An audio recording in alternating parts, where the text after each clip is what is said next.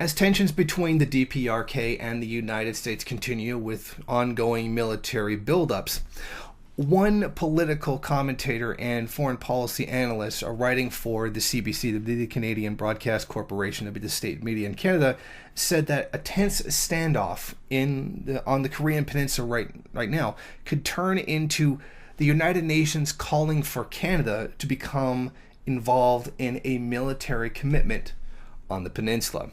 But however, the Canadian Defense Minister Harjit Sajjan said Friday that the Trudeau government would much prefer there to be diplomacy rather than any kind of military involvement.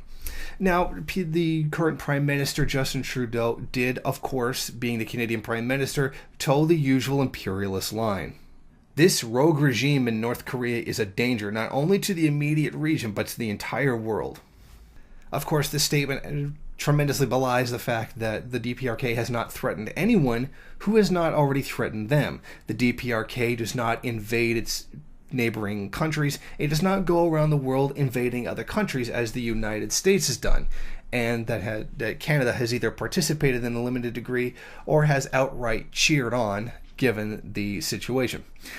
Frankly, to even call upon Canada to send military forces to North Korea is frankly a joke.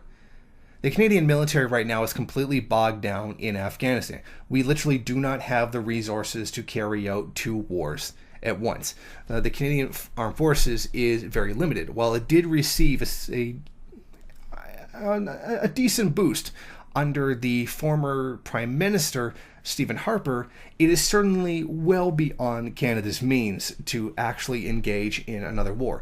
All of our active duty personnel are basically all in Afghanistan carrying that out right now. We literally don't have anyone to send to any kind of action in the DPRK. Not to mention we don't have the funding for it either. Canada doesn't have the type of military industrial complex that the United States have. That does not mean that we're not an imperialist power. We're a junior partner in imperialism and one that benefits quite greatly from it, particularly with regards to Afghanistan.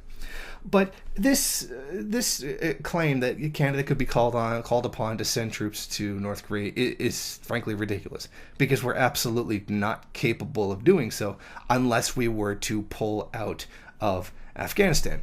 But on a personal note, if things should get to the point where the Canadian government felt it was necessary to start drafting people to fight in these wars, I dare you draft me. That would be pretty interesting. Thank you for watching. If you like this program, then please head over to my Patreon page and set up a monthly donation. It's your donations that keep this program running. Also, if you would like, please rate, comment, subscribe, and share in various social media.